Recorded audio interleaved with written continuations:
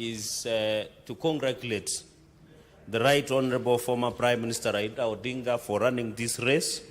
As many of my colleagues have said, it was not about Raila Odinga, it was about Kenya.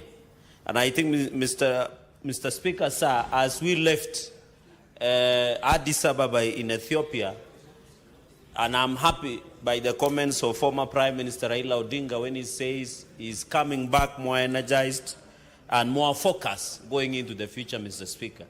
I want to thank the 22 nations from African Union who stood for the 7 rounds, Mr. Speaker, for Raila Odinga. In 2 rounds he emerged, Mr. Speaker. And Mr. Speaker, it is not easy to go 7 rounds. We know people who go 1 minute and 59 seconds, Mr. Speaker. But for at this age, Baba Raila Odinga could manage to go for 7 rounds in African Union, Mr. Speaker.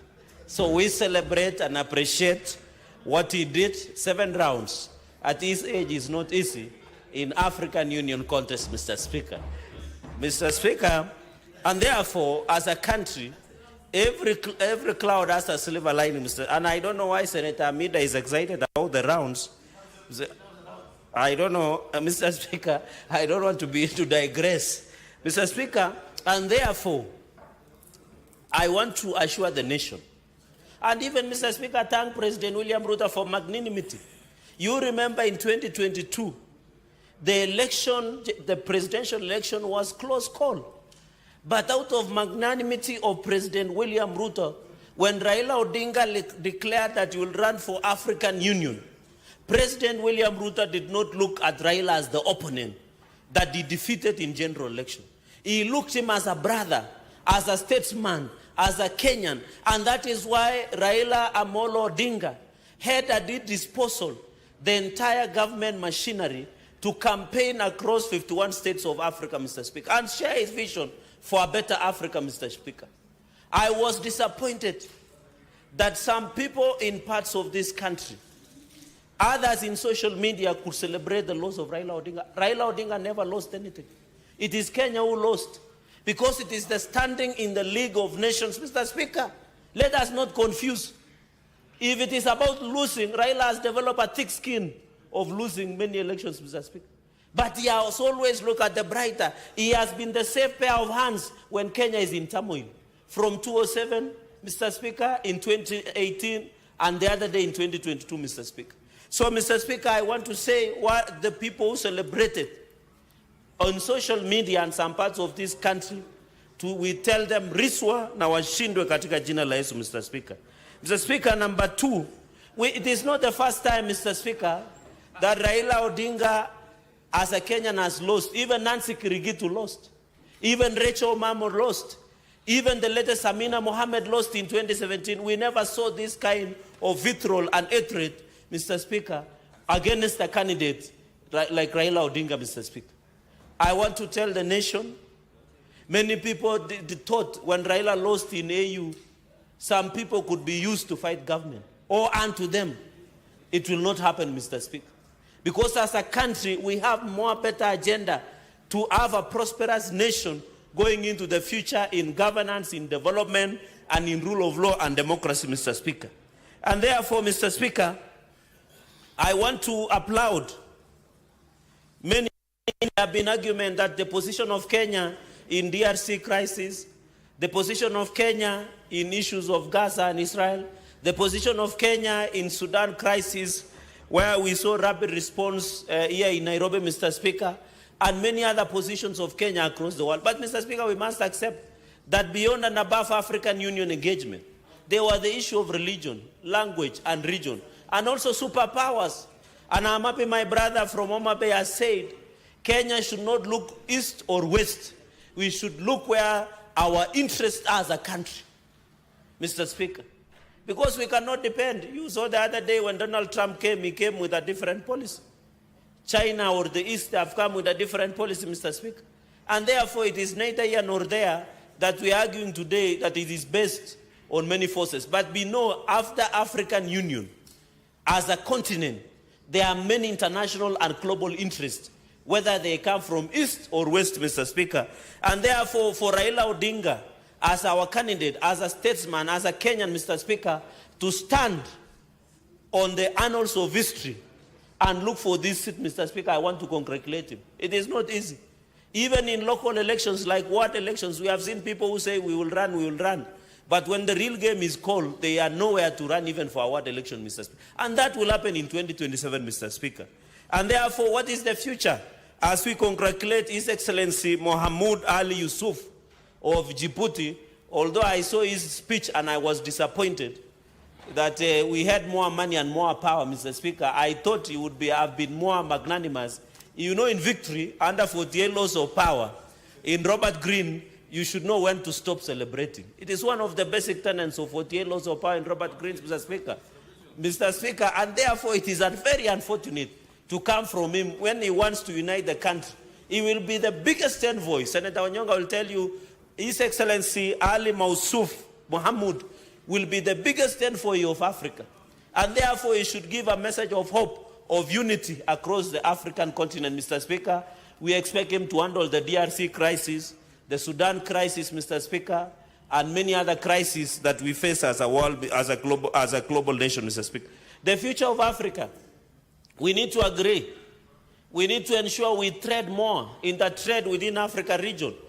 Why would I need a visa to travel to Ghana or even to South Africa, Mr. Speaker? And we are Africans. We should promote a visa-free Africa, where one African even work. There are many students from Masai Mara University. I wish to see them working in South Africa as experts or as civil servants in South Africa, in Namibia, in Ghana, in Tunisia, Mr. Speaker, in Djibouti, among other countries, Mr. Speaker. Number two, we must encourage open-air skies. It is unfortunate sometimes when we are flying to West Africa, you must fly to France so that you can fly back. It is more nearer to fly to London than to fly to some of the West Africa, Mr. Speaker. We must agree that we must promote open skies and aviation, Mr. Speaker, so that we can go into the future, Mr. Speaker. And in fact, as I talk, the reforms in Kenya Airways is long overdue, Mr. Speaker.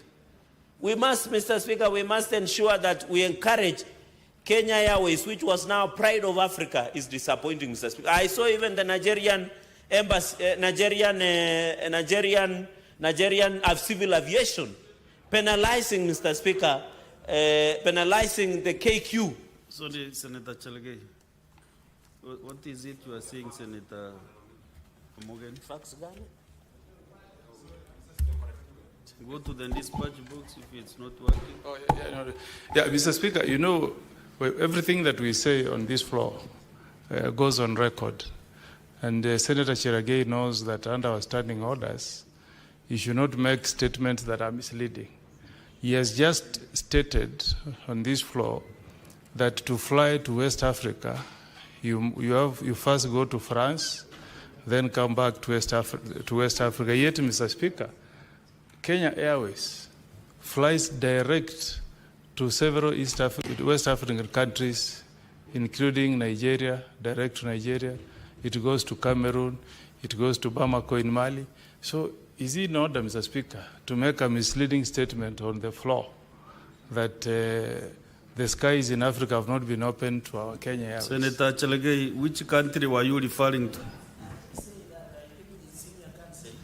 His mine is in Nyamira. Mr. Speaker, what I said is some flights. I didn't say Kenya Airways. It needs to, you can check the answer. I say some flights.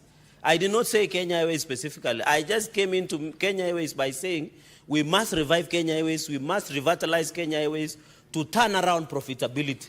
Because the way Kenya Airways is being run is being run down, Mr. Speaker. And the Kenya Kwanza Manifesto, one of our key components was aviation turnaround in terms of increasing cargo to ensure we give more revenue to Kenya Airways. And we have had a discussion about Kenya Airways. We must agree that even as we ensure there is open skies, an aviation sector in Africa, we must make it vibrant so that is movement of people and services, Mr. Speaker. And I can see the senior counsel is nodding in agreement that Kenya Airways must be reformed, Mr. Speaker. Mr. Speaker, on the issue of military cooperation, I agree we need to work more better. We have seen even, and I'm happy President William Ruto has requested African Union to include Haiti as one of the member of African Union, Mr. Speaker. And we are proud as Kenya We have read the mission in Haiti, Mr. Speaker, despite opposition from even within the country and outside the country. And therefore, as Kenya, we have a lot to showcase the world in terms of issues that we... So military cooperation, I know when African Union and Kenya is called upon, we have crisis in DRC, Mr. Speaker. I am told the M23 are making progress in Bukavu. They are headed near to Burundi, Bujumbura. We must Africa, Mr. We have Sudan crisis, where rapid response RSF is in Sudan, in Africa, in Kenya here. And I have seen the statement from Foreign Affairs from Sudan. We must pursue peace the way we did for South Sudan, Mr. Speaker. We need a peaceful Africa to ensure we have trade. And the only person who could bring experience, who knows the dynamics of Africa, the true son of Pan-Africanism was Raila Odinga. I still insist African Union lost the best. Despite that, His Excellency Ali Mausuf won. Winning in an election does not mean you are competent. It means you have just won. But it doesn't mean that you are bringing the best on the table, Mr. Speaker. And therefore, Raila Odinga, with so many years that he has fought for rule of democracy, human rights, devolution, the new constitution, the track record was well-decorated CV that could transform this country, Mr. Speaker. And Raila Odinga has been one of the few leaders who is not tribal. If you see at the voting pattern in many elections he has contested in this country, he has gotten the votes from across the country, Mr. Speaker. And therefore, we need to ensure. Mr. Speaker, the third point I wanted to make, I think it is now the right time to fully implement the NADCO report, the National Dialogue Report, Mr. Speaker. Raila Odinga has huge and well-decorated track record of fighting for democracy, rule of law. When Raila Odinga was fighting the previous regime, some of the people who are in opposition, Mr. Speaker, who are now correcting messes, were in that government that were pursuing even abuses of human rights, and they want to lecture us about, Mr. Speaker, how a country should be run. When Raila Odinga was fighting for this constitution, rule of law, democracy, some of the people who are correcting him, Mr. Speaker, who are fighting him now, were in that system, Mr. Speaker, the KANU system, Mr. Speaker. So therefore, when Raila Odinga comes, we can use him. He has huge, he's an elder statesman, Mr. Speaker, and in full implementation of NADCO, we must make Raila Odinga the Prime Minister of the Republic of Kenya.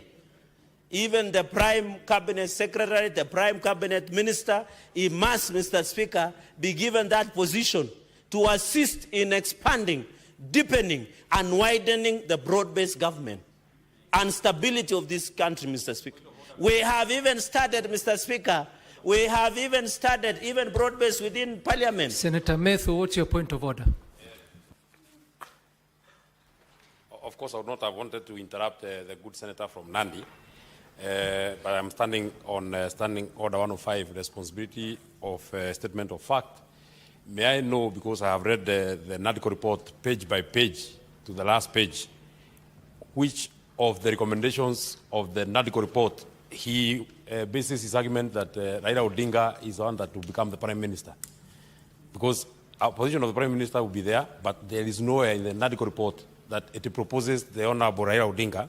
And actually, I don't think the NADCO report was formulated to assimilate and have Raila Odinga join government. It is actually demeaning the position of Raila Odinga to say that the whole NADCO report is just about creating a position for him. So, Honorable Speaker, I wish that you direct this and find the senator out of order for insinuating that the NADCO report has a clause that proposes that Raila Odinga, the person, becomes the Prime Minister.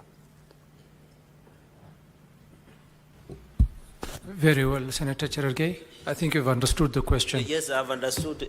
Thank you, Mr. Speaker, for seeing you today in the morning. Mr. Speaker, as I encourage, and after this I will buy an air comp for my brother, Senator Methu, I agree. In fact, he has answered himself by insinuating.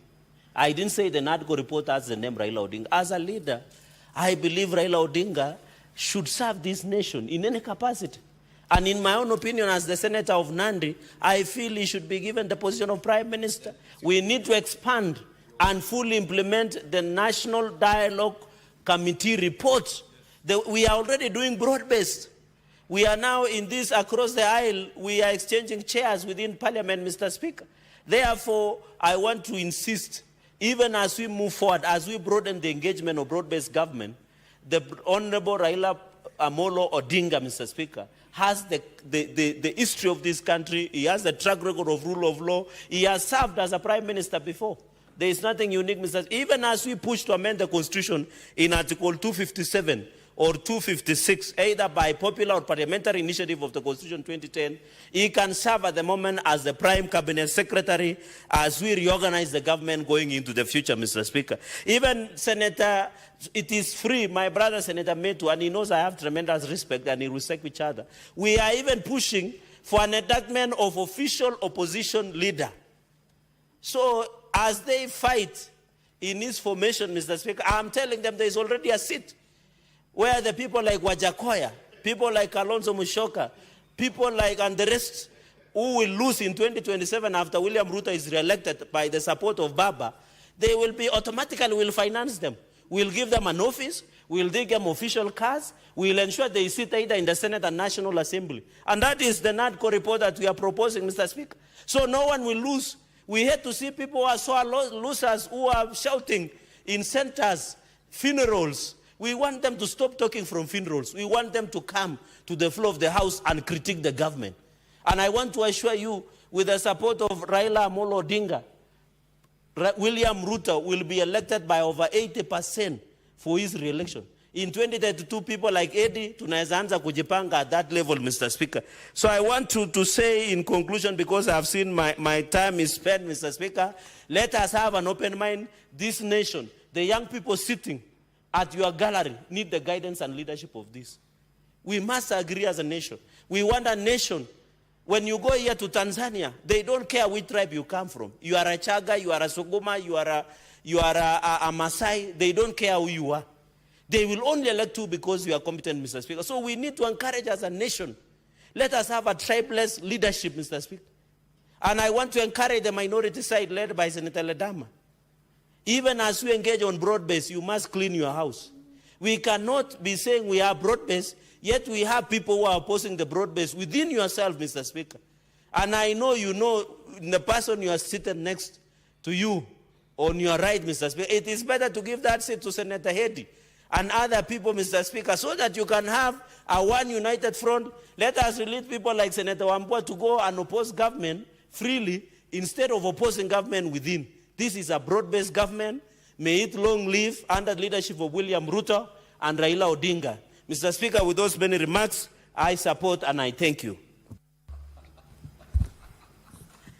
Senator Eddie Okech. List.